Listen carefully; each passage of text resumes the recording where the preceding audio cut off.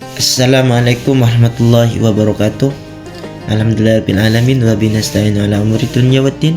Wassalatu wassalamu ala asrafil anbiya wal mursalin Sayyidina Muhammad wa ala alihi wa sahbihi ajma'in. Amma ba'du. Segala puji bagi Allah subhanahu wa ta'ala yang telah melimpahkan rahmat, hidayah serta inayahnya kepada kita sekalian, sehingga kita bisa bertemu dalam keadaan sehat walafiat.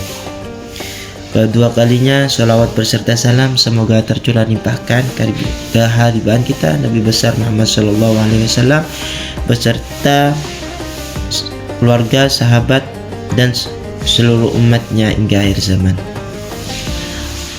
Perkenalkan, nama saya Muhammad Rifo. Saya dari ekonomi syariah. Saya mahasiswa dari UIN Bandura, prodi Ekonomi Syariah kelas A, Fakultas Ekonomi dan Bisnis Syariah. Dan pada kesempatan kali ini saya akan membahas mengenai mengenai hubungan antara ajaran Islam dan tradisi lokal masyarakat Madura. Pemahaman keislaman serta bagaimana cara mempertahankan tradisi yang bernilai positif tanpa menghilangkan prinsip-prinsip ajaran Islam. Islam merupakan agama yang bersifat rahmatan lil alamin, yaitu membawa rahmat bagi seluruh alam. Ketika Islam masuk ke Nusantara, termasuk ke Madura, penyebarannya tidak dilakukan dengan menghilangkan seluruh budaya yang telah ada. Pada ulama, khususnya para wali, kiai, menggunakan pendekatan budaya sebagai media dakwah. Dalam kajian fikih masyarakat, kaidah fikih menyatakan al-ada mahakama, yang berarti adat, kebiasaan dapat dijadikan pertimbangan hukum serta tidak bertentangan dengan Al-Quran dan As-Sunnah.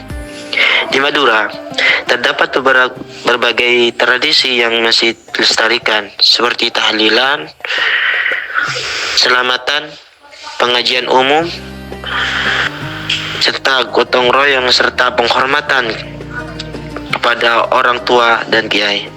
Tradisi-tradisi tersebut mengandung nilai kebersamaan, kepedulian sosial dan mempererat ukhuwah Islamiyah. Nilai-nilai tersebut sejalan dengan ajaran Islam yang menganjurkan tolong-menolong dalam kebaikan sebagaimana firman Allah dalam surat Al-Maidah, a'udzubillahi minasyaitonirrajim, bismillahirrahmanirrahim, wa ta'awanu 'alal birri wat taqwa, al-ayah. Menurut pandangan saya, tradisi lokal pada dasarnya lebih banyak memperkuat pemahaman keislaman masyarakat apabila dijalankan sesuai syariat. Apakah tradisi lokal memperkuat atau menghambat pemahaman keislaman? Jadi di sini tradisi lokal memperkuat pemahaman Islam jika sesuai dengan syariat. Di sini ada beberapa poin. Yang pertama yaitu menjadikan media dakwah yang efektif. Tradisi dapat dijadikan sarana penyampaian ajaran Islam dengan cara yang mudah diterima masyarakat. Contohnya tradisi Maulid Nabi di Madura yang diisi dengan pembacaan sholawat, ceramah agama dan doa bersama. Yang kedua, poin yang kedua, mempererat hubungan antar masyarakat, seperti tradisi mendorong gotong royong, silaturahmi dan persaudaraan sehingga tercipta kerukunan. Seperti contoh tradisi tahlilan, kerja bakti, membangun masjid atau kegiatan sosial saat hari besar Islam. Poin yang ketiga, memperkuat identitas budaya Islam di Madura.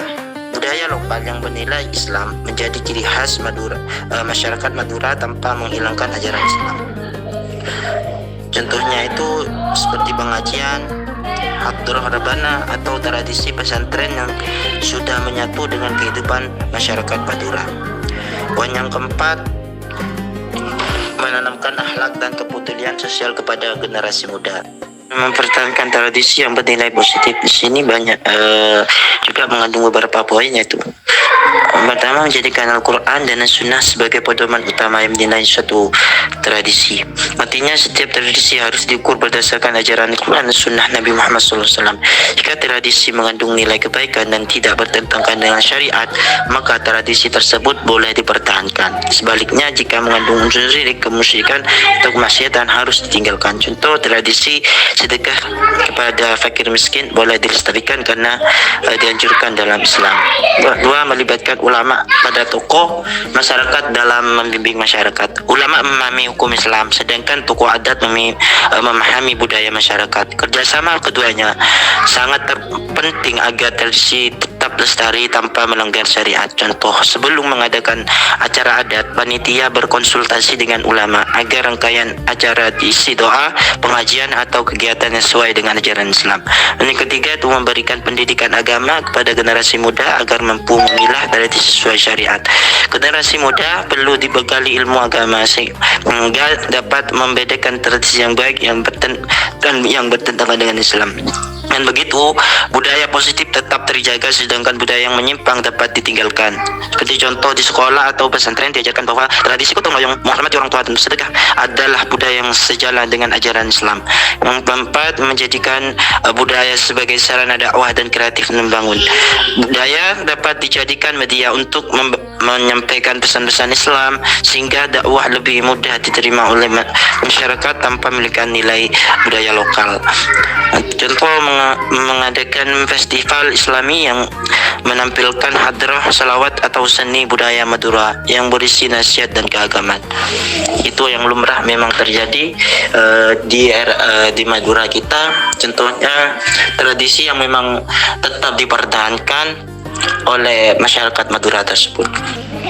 Penjelasan berikutnya yaitu prinsip menyaring dan menyempurnakan budaya. Gimana sih cara kita melakukan hal tersebut? Di sini mengandung beberapa poin, yaitu yang pertama, satu, ambil nilai baiknya seperti kebersamaan, gotong royong, saling menghormati dan kasih sayang.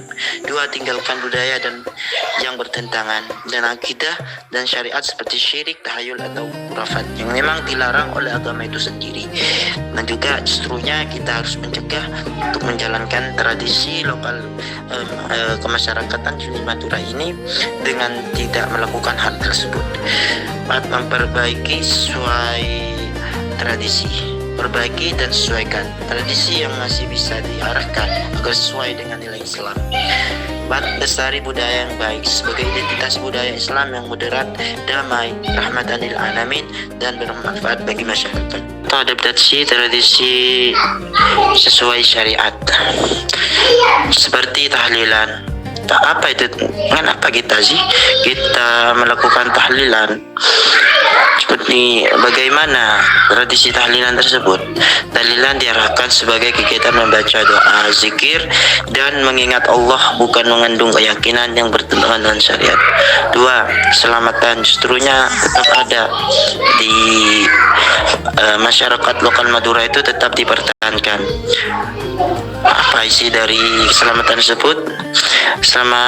Selamatan akan diisi dengan rasa syukur kepada Allah, berdoa bersama, dan berbagi makanan kepada tetangga serta orang yang dibutuhkan.